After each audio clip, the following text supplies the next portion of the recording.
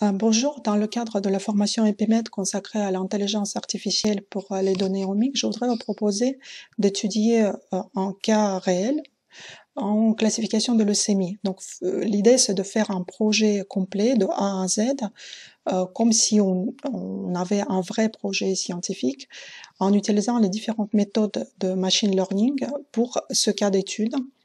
Et donc l'objectif, ça sera de comparer les résultats de différentes méthodes, apprendre comment on entraîne ces différentes méthodes et aussi voir les problèmes qu'on peut rencontrer pour les données omiques en général et comment on peut les résoudre. Donc cette présentation, je vais la faire en deux parties parce qu'elle va être un peu longue. La première partie va être consacrée essentiellement à la préparation de données et visualisation de données. Donc on va regarder quels sont les problèmes qui peuvent être liés à l'utilisation de données omiques et comment on peut résoudre ces problèmes. Ensuite, on va préparer correctement les données. Une fois ces données sont préparées, on pourra passer à la partie 2 pour entraîner les modèles d'intelligence artificielle, machine learning. On va utiliser 2 modèles linéaires et 3 modèles non linéaires et ensuite on va comparer les résultats. Donc si ce programme-là vous convient bien, c'est parti. On va commencer. Donc quand on parle de l'intelligence artificielle pour les données omiques, c'est assez général et en fait il nous faut des informations plus concrètes de quelles données omiques on parle et en fonction de ces données il y aura des méthodes qui sont plus ou moins adaptées par rapport à ces données-là. Donc dans cette étude, ce que je vous propose, c'est de prendre uniquement les données transcriptomiques, parce que je pense que c'est un bon cas d'étude. Ces données-là sont très très utilisées. Alors, donc on a décidé de travailler avec les données omiques. La deuxième question qu'on doit décider, c'est quel sera l'objectif de notre étude. Comme ça, on peut choisir la grande classe des problèmes d'approche en intelligence artificielle et notamment en machine learning. Donc, il existe plusieurs classes de problèmes d'apprentissage et on peut peut-être considérer les 3 classes principales qui sont l'apprentissage supervisé, l'apprentissage non supervisé et l'apprentissage par renforcement. Donc je voudrais un peu expliquer le principe de chaque classe et puis on va choisir une pour notre étude. La première classe, c'est l'apprentissage supervisé. Dans cette situation, nous avons les données qui sont, par exemple, les données transcriptomiques, mais aussi nous avons des étiquettes qui sont associées à ces données. Donc, par exemple, pour les données transcriptomiques, on peut avoir des étiquettes. Est-ce que chaque échantillon, c'est un échantillon tumoral ou normal? Ou s'il s'agit de tous les échantillons tumoraux, on peut avoir des étiquettes. Quel type de cancer c'est? Est-ce que c'est le cancer du poumon, le cancer de l'estomac, le cancer autre, par exemple le cancer du sein, etc. Ou alors, dans le cadre de notre étude en leucémie, ce qui peut nous intéresser, c'est avoir le type histologique de la leucémie en question. Donc tout ça, ça va être des étiquettes et l'objectif en apprentissage supervisé, c'est entraîner un modèle qui permet, à partir de données transcriptomiques, prédire l'étiquette. Si on prend par exemple un exemple très simple avec une pomme, donc le type de modèle qui cherche, si on donne au modèle l'image, le modèle sera capable de nous dire cette chose est une pomme.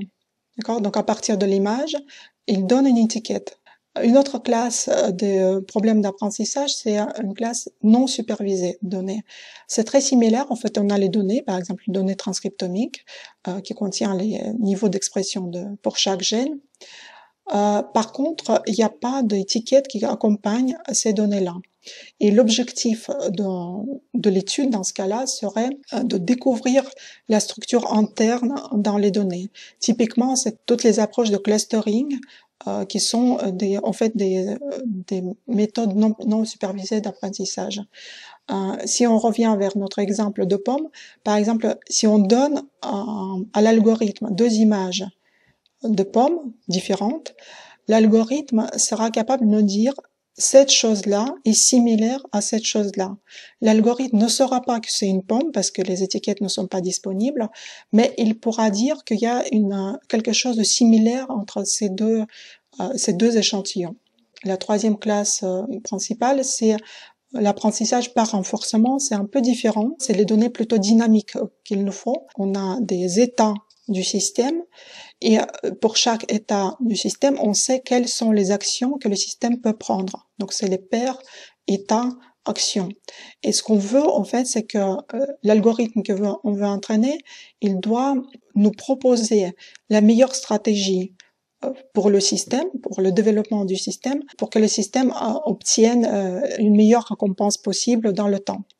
Par exemple, si on revient vers l'exemple de la pomme, on peut entraîner un algorithme qui nous dirait, en fait, avec cette chose-là, vous devez la manger, parce que si vous la mangez, ça vous permet de rester en vie et ne pas mourir de faim.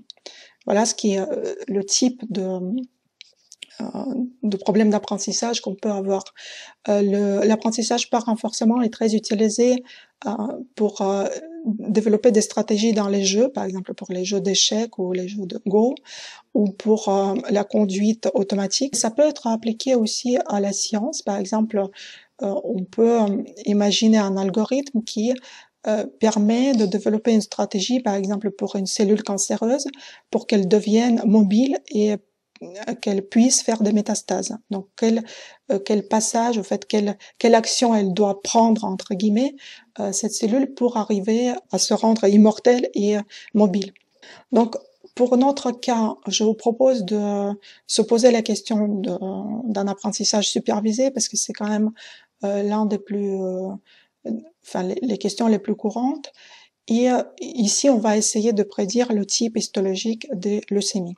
Quand on parle de l'apprentissage supervisé, c'est bien de pouvoir tester plusieurs classificateurs. Donc, dans notre étude, je vous proposerai de travailler avec 2 classificateurs linéaires, entraîner donc la régression logistique et la méthode SVM, et 3 classificateurs non linéaires, donc SVM en noyau, et Random Forest et Neural Network. Donc ça permet de voir les différents types de classificateurs qu'on peut imaginer et comparer leurs performances par rapport à ce dataset. Donc notre dataset, elle vient d'une base de données publique, NCBI-GEO, et donc vous voyez, dans ce dataset, il y a beaucoup d'échantillons, 1740 échantillons de données transcriptomiques en microarrays. Et on a les mesures pour les expressions de gènes, les niveaux d'expression de gènes, pour 21 000 et quelques gènes, donc le transcriptome total. Les échantillons sont annotés en fonction du type histologique de la leucémie. Donc on peut avoir 3 types, CLL, ALL, AML. CLL, c'est Chronic Lymphocytic Leukemia, ALL, Acute Lymphoblastic Leukemia, et AML, c'est Acute Myeloid Leukemia. Pour préciser, donc moi j'ai choisi uniquement ces 3 types qui sont peut-être les plus abondants dans le dataset. En réalité, en leucémie, il existe d'autres types histologiques, mais ils sont un peu plus rares. Enfin, en tout cas, ils sont moins présents dans le dataset. Et du coup, je les ai pas considérés. J'ai simplifié un peu notre cas. Sur ce slide, vous pouvez voir les techniques qui sont actuellement utilisées en médecine pour faire le diagnostic en leucémie, avec les précisions de différentes méthodes. Donc, vous voyez que la précision, elle varie en fonction de la technique. Elle varie entre 60 et 95%. Et la question qu'on peut se poser, est-ce qu'avec les données transcriptomiques, si on utilise le transcriptome, est-ce qu'on peut faire mieux que 95%? Ces informations sont un peu anciennes, donc les précisions datent de 2007. Les données qu'on considère viennent aussi à peu près de la même époque, de 2005-2008. Alors, la première chose qu'on fait quand on travaille avec les approches machine learning, on sépare les données qu'on a en 2 parties, au minimum en 2 parties. On va séparer donc les données en dataset d'entraînement et en dataset autre, enfin un dataset de validation qu'on laissera pour l'instant complètement de côté. Donc j'appelle ce dataset leave out. Ce dataset leave out, il il représente en quelque sorte les nouveaux patients qui vont arriver et qu'on devra diagnostiquer. Donc, on va entraîner notre modèle sur le dataset d'entraînement, on va valider le modèle pareil sur le dataset d'entraînement, on va l'optimiser, etc. Mais une fois il est complètement bon, finalisé, on va imaginer qu'on a de nouveaux patients qui arrivent et sur ces patients-là, on va vérifier si le modèle il marche toujours bien ou pas. Donc on a mis de côté 100 échantillons, on les touchera pas, ils vont jamais participer dans quelconque entraînement de modèle ou optimisation du modèle. Donc il nous restera 1640 échantillons. J'ai tiré ces 100 échantillons au hasard en gardant à peu près les proportions comme dans le dataset d'entraînement, parce que si on tire complètement au hasard, on risque de tomber sur le cas où il y a une classe qui n'est pas représentée du tout et absent, et ce serait dommage. Maintenant, on voudrait visualiser les données telles qu'elles sont. Pour l'instant, on n'entraîne pas le modèle, on voudrait juste visualiser ce qu'on a dans ce dataset d'entraînement. J'ai utilisé ici deux techniques de visualisation, donc la technique ACP que vous connaissez bien, et aussi en clustering hiérarchique. Donc le clustering hiérarchique, en principe, c'est une méthode non supervisée qui permet de retrouver une structure interne de données, etc. Mais dans notre étude, je l'utilise uniquement pour visualiser. Les deux figures montrent à peu près la même chose. Alors, on peut voir déjà sur l'ACP que la classe CLL, en fait, elle se sépare assez bien des autres échantillons. Donc, ça veut dire qu'on peut espérer de classer cette catégorie-là assez facilement avec les méthodes de machine learning. On le voit à l'œil, si en utilisant l'ACP, ça se sépare complètement, c'est que c'est un cas simple pour les modèles supervisés.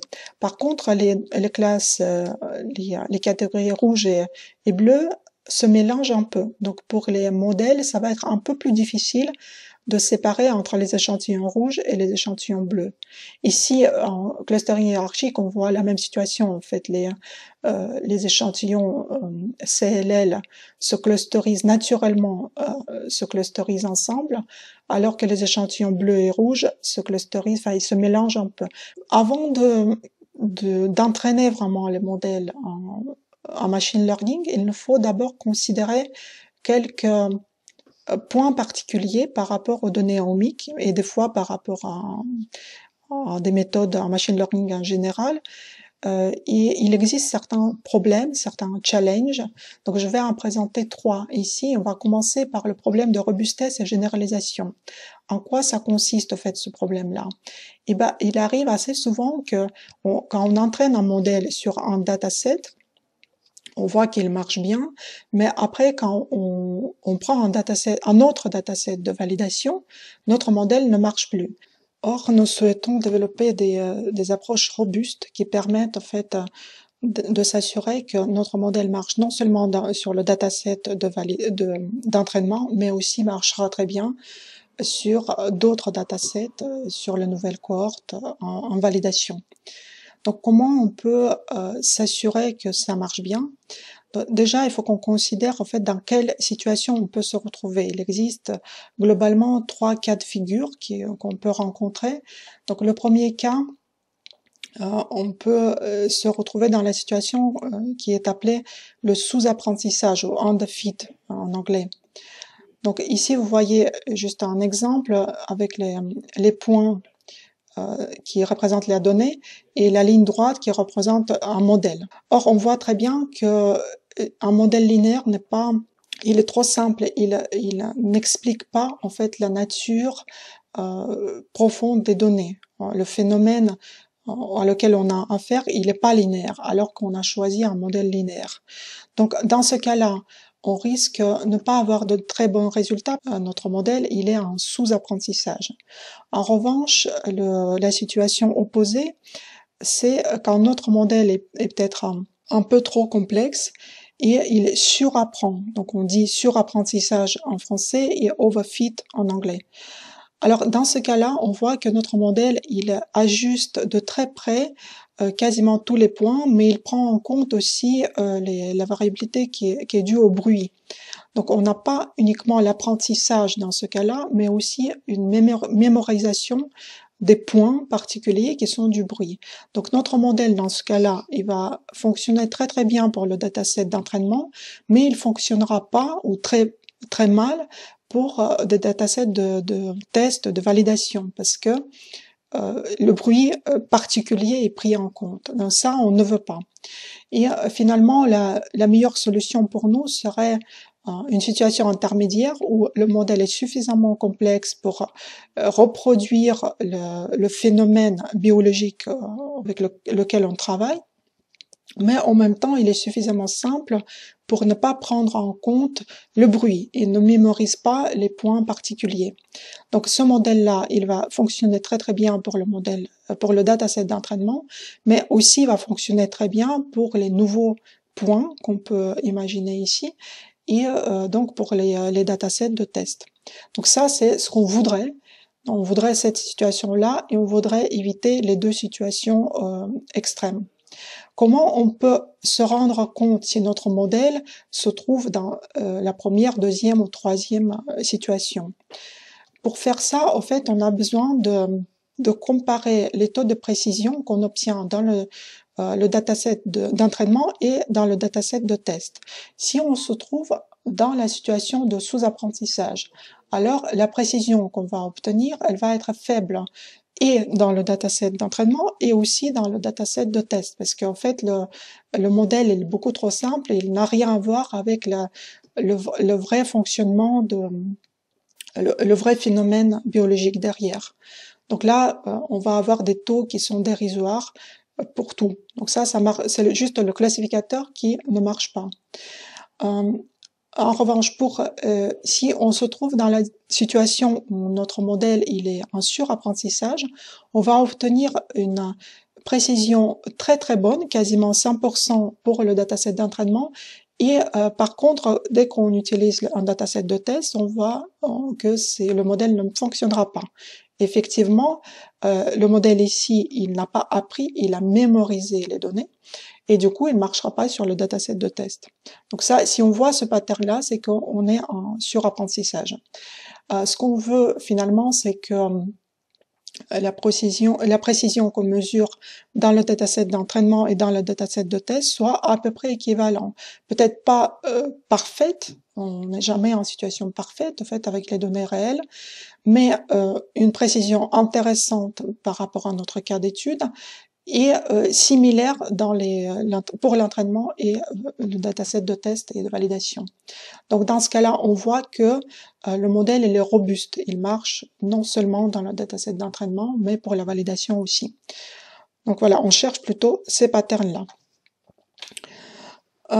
Comment on peut mesurer proprement les précisions en fait dans chacun de datasets et pour s'assurer qu'on n'est pas en situation de surapprentissage. Une technique classique pour ça, c'est faire des cross-validations. C'est très très utilisé en approche machine learning, quasiment, enfin c'est une bonne pratique et c'est quasiment exigé en fait de faire des cross-validations dans ces cas-là. Donc on part, encore une fois, on part de notre dataset complet. On a mis de côté, vous vous souvenez, sans échantillons qu'on a appelé leave out. Donc on ne touche pas à ces échantillons, on oublie pour l'instant ces échantillons et on travaille uniquement avec le dataset d'entraînement. Pour nous, c'est 1640 échantillons ici. Donc la cross-validation consiste à séparer notre dataset d'entraînement en plusieurs parties. Donc ici, vous voyez, j'ai séparé en 3 parties. Et donc on sélectionne, si on a séparé en 3 parties, on peut sélectionner 2 parties en tant que le nouveau dataset d'entraînement et garder la 3e partie pour faire un test, pour le dataset de test. Ensuite, on fait une permutation, donc on utilise ces 2 parties pour l'entraînement et cette partie pour le test, et finalement ces 2 parties pour l'entraînement et cette partie pour le test.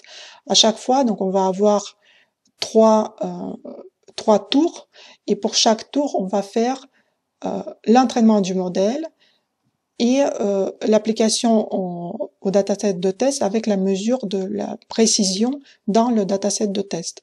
Par exemple, dans ce cas-là, il peut se trouver qu'on tombe sur la répartition des échantillons qui est malchanceuse pour nous et on a une prédiction qui est pas très très bonne, on est à 70%. Imaginons ça. Pour le tour suivant, on peut tomber à peu près, voilà, en moyenne 80%. Et pour le dernier tour, peut-être on tombera sur un cas un peu chanceux et on va avoir la chance et on montera à 90% dans la précision. Mais on voit que si on fait la moyenne de tous ces cas, ben, on pourra estimer une précision moyenne avec les écarts-types. Si maintenant on prend notre modèle, on l'entraîne sur la totalité, on peut espérer que dans le dataset qu'on a mis à côté, on montera à peu près à la moyenne 80% de précision, de prédiction dans ces échantillons-là. Donc voilà comment ça marche et je voudrais vous montrer en fait comment on peut coder cette cross-validation. Moi personnellement je travaille avec le langage de programmation Python et j'utilise un framework particulier qui est dédié à tout ce qui est apprentissage en machine learning qui s'appelle scikit-learn. C'est un framework très célèbre, peut-être le plus utilisé pour tout ce qui est machine learning. Mais évidemment Python ce n'est pas une seule solution possible. Vous pouvez utiliser le langage R pour faire la même chose.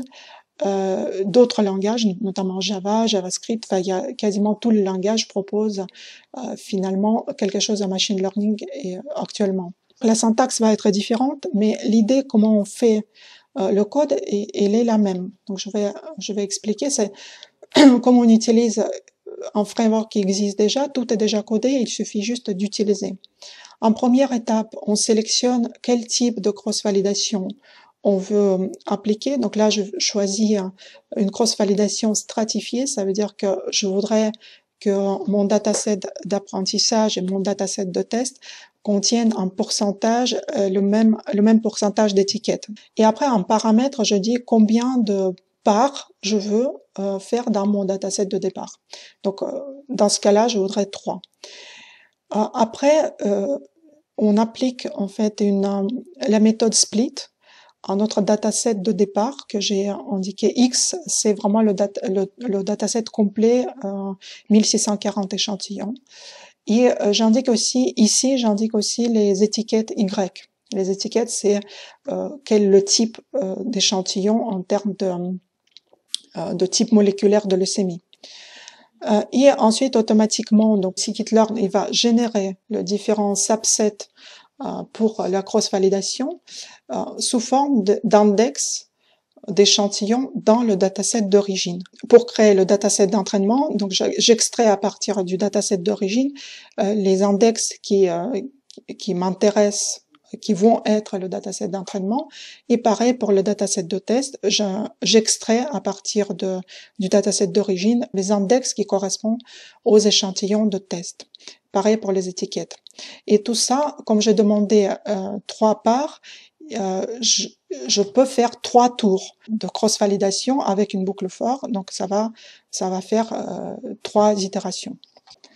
Alors maintenant, on passe à un autre problème qui est un problème plus simple, c'est un problème technique. Le problème consiste en ce que beaucoup de méthodes en machine learning sont sensibles aux valeurs en fait des données.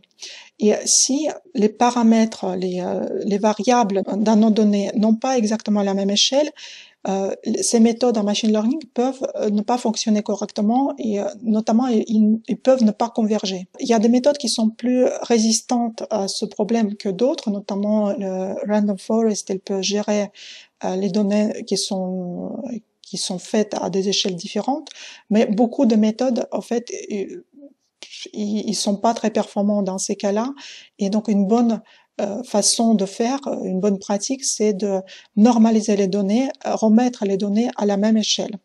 Donc ça, en ce qui concerne les données omiques, c'est un problème très important parce que, notamment en transcriptome, en fait, on mesure les niveaux d'expression des gènes, Mais si on regarde dans les données, ces niveaux d'expression sont en fait très différents d'un gène à l'autre. On ne peut pas comparer du tout les valeurs directement entre les gènes. Il faut qu'on ramène ces expressions à la même échelle. Ça paraît très simple, il faut faire une normalisation. Par contre, c'est très important qu'on le fait proprement, parce que si on le fait pas proprement, on risque d'obtenir des résultats qui paraissent très très bien, mais en fait sont complètement faux. Et on va même pas s'en rendre compte. Donc ça, il faut être vraiment vigilant par rapport à ça. Comment on peut normaliser les données. Donc, je vous conseille, si vous travaillez avec les méthodes machine learning, de toujours normaliser vos données avant d'entraîner les classificateurs, quels que soient les classificateurs qui sont utilisés et quelles que soient les données que vous utilisez, parce que c'est une bonne pratique, au fait, et vous allez améliorer les résultats. Par contre, il faut normaliser les données d'une façon propre et correcte. Comment le faire? Alors, imaginons nous travaillons dans une situation de cross-validation et nous avons fait 3 parts, deux tiers nous servent pour l'entraînement du modèle et un tiers pour tester le modèle. Donc, la première chose qu'on doit faire, on doit prendre uniquement les échantillons dans le dataset d'entraînement seulement. Et dans ce dataset, pour chaque gène, on calcule la moyenne et l'écart type pour ce gène-là.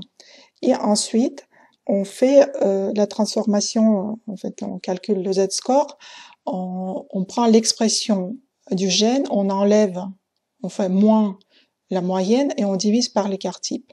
On obtient la valeur normalisée pour ce gène-là. Donc pour chaque échantillon, on fait ça.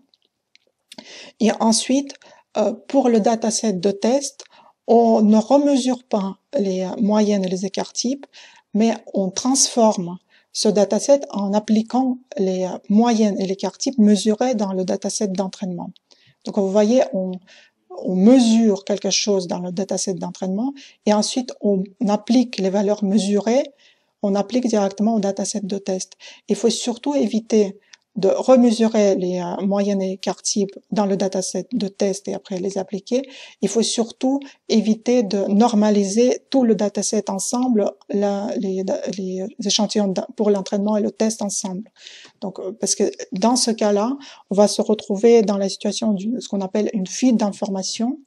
On peut obtenir de très bons résultats en apparence, mais en fait, ils vont être des résultats faux et notre modèle va pas généraliser. C'est-à-dire qu'il va il va marcher bien sur ce dataset de test parce qu'on a utilisé les valeurs de ce dataset de test pour normaliser, mais si on prend un deuxième dataset de test, ça marchera plus. Voilà, donc ça c'est vraiment le risque qu'on a. Il faut normaliser les données proprement et il faut les normaliser. Il faut pas laisser les échelles différentes. Alors, la normalisation en Python se passe aussi d'une façon très très simple. On choisit un scaler. Donc un scaler, c'est quelque chose qui normalise, un normalisateur. La première chose qu'on doit faire, c'est de choisir quel type de normalisation on veut. Ici, j'ai choisi une normalisation standard, donc enlever la moyenne divisée par l'écart type, un z-score. Mais il existe d'autres types de normalisation possibles. J'en parle pas ici. Vous pouvez le découvrir. Il y en a une petite dizaine de normalisations possibles. Donc, une fois on a créé le scaler, donc le normalisateur, ensuite, on mesure les moyennes écart type par la méthode FIT uniquement en utilisant le dataset d'entraînement. On n'inclut pas le dataset de test ici. Et ensuite, une fois on a mesuré les valeurs, on ne fait que la transformation avec ces valeurs à partir du dataset d'entraînement de départ vers les valeurs normalisées. Et pareil, on applique les mêmes moyennes et écart type pour le dataset de test et on obtient le dataset normalisé. Et finalement, donc le troisième problème qu'on peut rencontrer en travaillant plus particulièrement avec les données ohmiques, c'est un déséquilibre entre le nombre d'échantillons et le nombre de paramètres dans le modèle. Donc pourquoi ça? Eh bien, si on regarde déjà notre dataset de leucémie, dans le dataset d'entraînement, nous avons 1640 échantillons. Par contre, le nombre de gènes disponibles, enfin les mesures pour les gènes disponibles est beaucoup plus élevé. On a 21 000 et plus de mesure. Donc, on a presque un facteur plus que 10 entre le nombre d'échantillons n et le nombre de paramètres p. C'est pas une situation très très désirable parce que si on s'adresse à la théorie mathématique, dans ces cas-là, elle nous dit que en fait on est dans une mauvaise situation.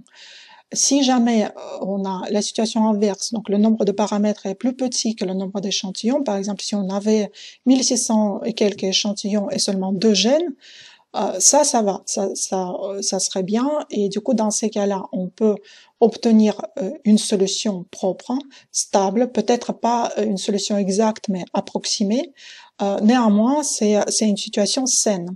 Par contre, si on est dans la situation inverse, le nombre d'échantillons est plus petit que le nombre de paramètres, on se retrouve dans un problème mathématique qui s'appelle mal posé. Et ça veut dire qu'en fait, nos données sont insuffisantes pour proprement comprendre le modèle.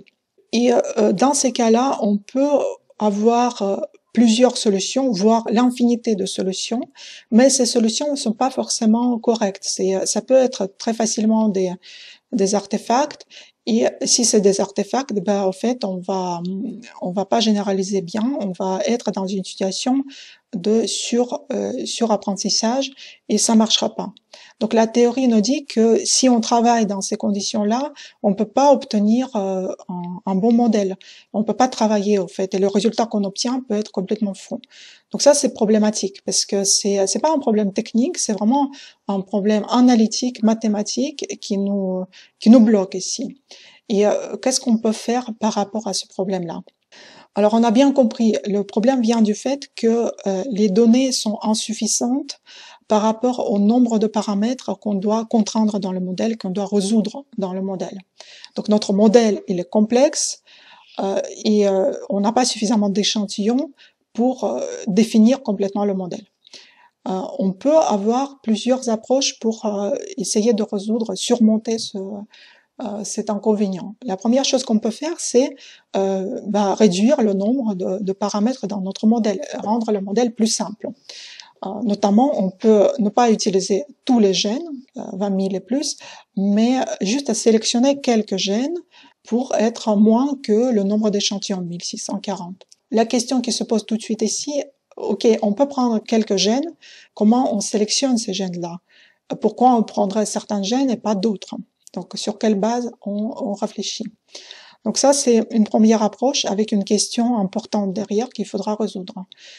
On peut aussi, à la place de faire une sélection, faire ce qu'on appelle une extraction, c'est-à-dire on ne sélectionne pas parmi les gènes, mais on combine les gènes ensemble. On utilise habituellement les composantes principales d'une ACP, par exemple, ou si on veut travailler avec les modèles non linéaires, on peut utiliser un type particulier de réseau de neurones qui s'appelle des auto-encodeurs. Donc ces paramètres combinés s'appellent dans ce cas-là des variables latentes. On peut prendre ces variables latentes comme des nouveaux paramètres réduits. Donc ça, c'est une approche possible, mais en fait, ce qu'on peut faire aussi, c'est garder la complexité du modèle, mais plutôt ajouter une nouvelle information, puisqu'il nous manque de l'information dans les données. Bon, ok, on a compris, les données sont pas suffisantes, mais peut-être on peut trouver une information supplémentaire que si on ajoute cette information et les données, bah peut-être ça sera suffisant pour contraindre complètement le modèle. Donc, quelles sont les idées qui sont utilisées? La première chose qu'on peut faire, c'est définir en fait le type de modèle qu'on cherche, contraindre le comportement du modèle. Dans ce cas-là, on a besoin que de considérer les modèles linéaires. Ça permet d'ajouter une information supplémentaire aux données et du coup, peut-être, ça sera suffisant pour que tout se passe bien. Une autre façon de faire qui est très utilisée aussi, on ajoute de l'information sur la variabilité des paramètres. On veut que les valeurs des paramètres soient lisses. C'est-à-dire que, par exemple, dans le cadre de gènes, on veut que il n'y a pas de situation où un gène contribue dans la solution beaucoup plus qu'un autre. On voudrait que ça soit équilibré et lisse, que tous les gènes contribuent, peut-être certains gènes un peu plus que d'autres, mais globalement, il faut que ça soit assez équilibré. On ne veut pas des situations déséquilibrées. Donc cette considération-là qui est un peu, disons, abstraite, mathématique, elle peut être utilisée, elle est effectivement souvent utilisée. On appelle ça des approches de régularisation ou parfois pénalisation, on dit le mot, ou dumping. Et finalement, une autre technique qui est un peu plus particulière pour les réseaux de neurones, il existe des techniques qui permettent d'éviter la mémorisation de données pendant le processus d'apprentissage du réseau de neurones. Donc, c'est les techniques de dropouts et early stopping.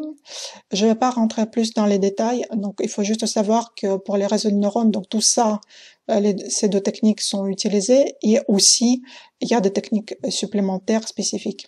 Revenons maintenant à notre cas d'étude, donc le dataset en leucémie, et essayons de voir quelle stratégie on va prendre par rapport à ce problème du problème mal posé, au fait. Comment résoudre ça? Donc, ce que je vous propose, c'est faire une approche très simple, presque simpliste, mais cette approche, en fait, elle est assez utilisée. C'est une méthode de sélection de variables. On va sélectionner certains gènes et pour savoir quel gène on va sélectionner, on va se baser sur la variance. Donc, c'est sur la variabilité du niveau d'expression du gène à travers tous les échantillons.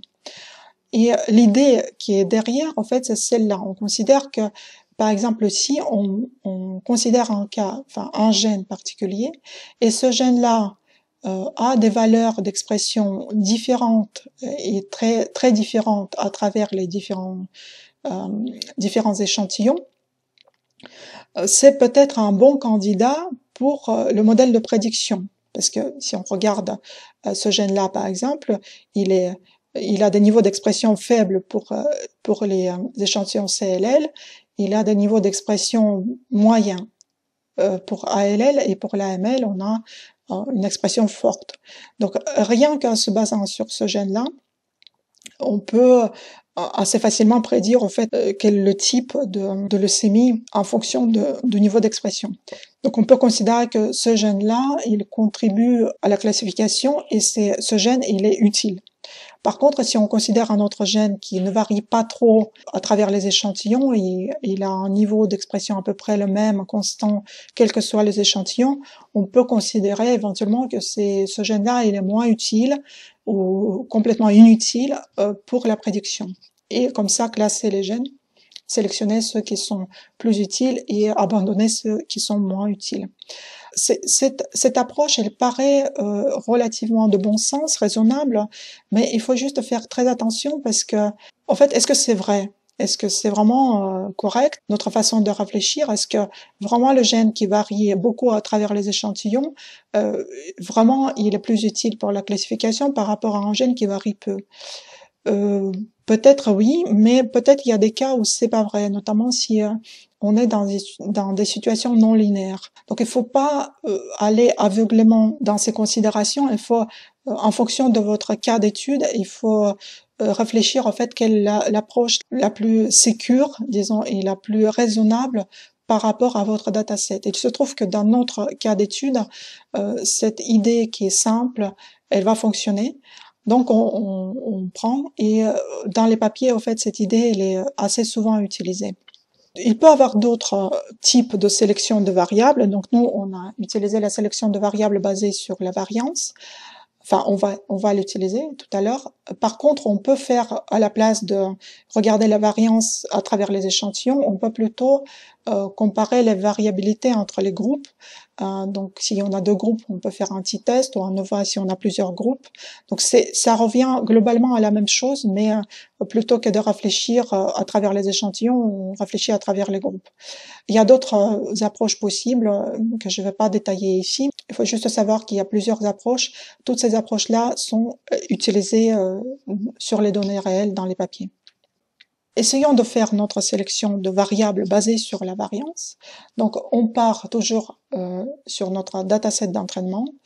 Et ce que j'ai fait, c'est pour chaque gène, on en a 20 000 et quelques, j'ai mesuré la variance à travers tous les échantillons. Donc, il y a des gènes avec une variance importante, et il y a des gènes aussi avec une variance très faible, qui ne varie quasiment pas à travers les échantillons. L'idée est de sélectionner ces gènes-là, qui ont une variance grande, et abandonner ces gènes-là. Sauf que tout de suite, on a une question. Combien de gènes on doit prendre?